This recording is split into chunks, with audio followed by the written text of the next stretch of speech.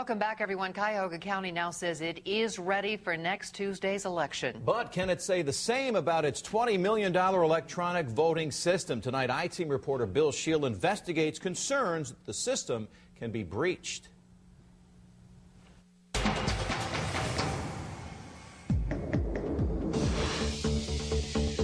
In the age of computerized voting, guarding elections against people hacking in and potentially changing votes has become a grave concern. In a massive review, California found that its systems, including one almost identical to the Diebold system used here in Cleveland, could be compromised.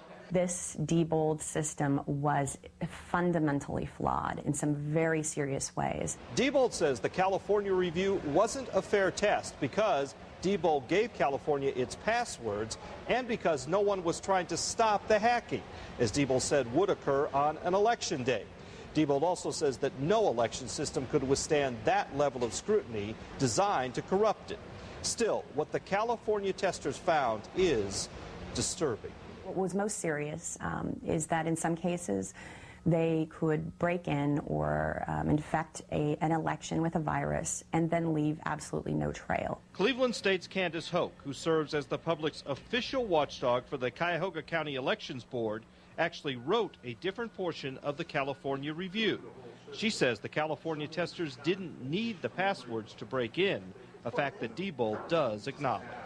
So it's almost as if you give someone your keys and yet they're able to hotwire your car faster than even putting the key into the ignition. We have studied the California results. Does it give you concern about your ability to conduct an election with integrity? We've made determinations on implementing further security measures if we had to, or we've determined we already have those security measures implemented and it's safeguarded. Good thing, because some of Diebold's recommendations cited in the California report appear to border on the absurd.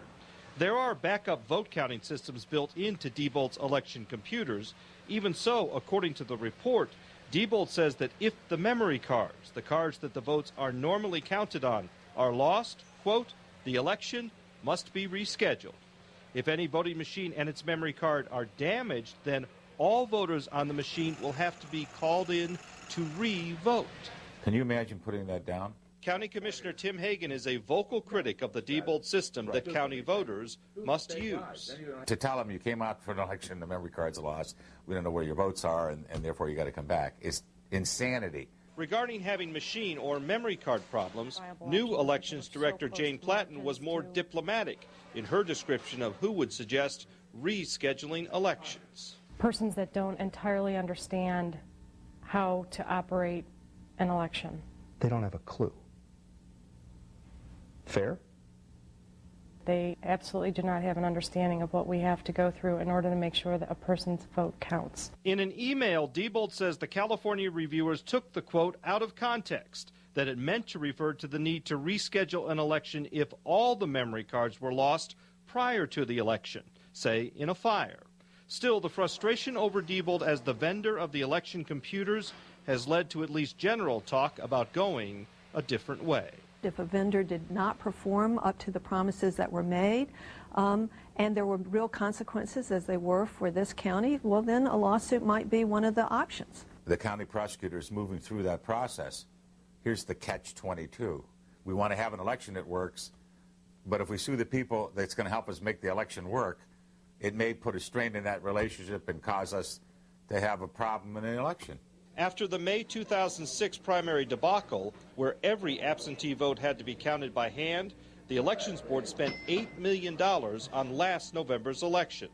An internal county budget review found that amounted to spending almost $50 to count each individual vote.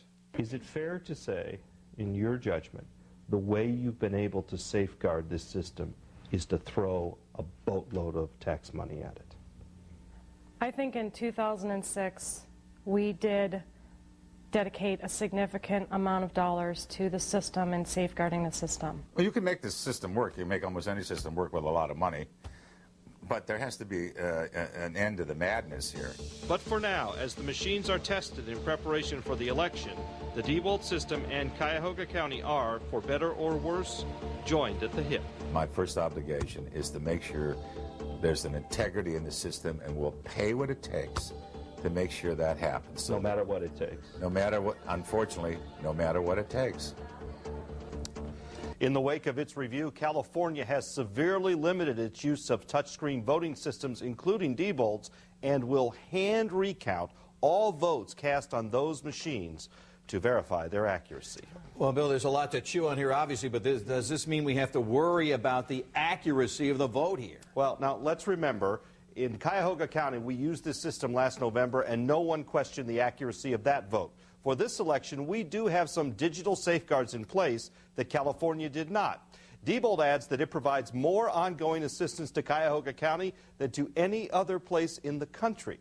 So far as we know, our system has not been breached. What the California review showed was that it is possible to penetrate the system. You can read the California report on a link through our website at myfoxcleveland.com and click on, as you see, politics.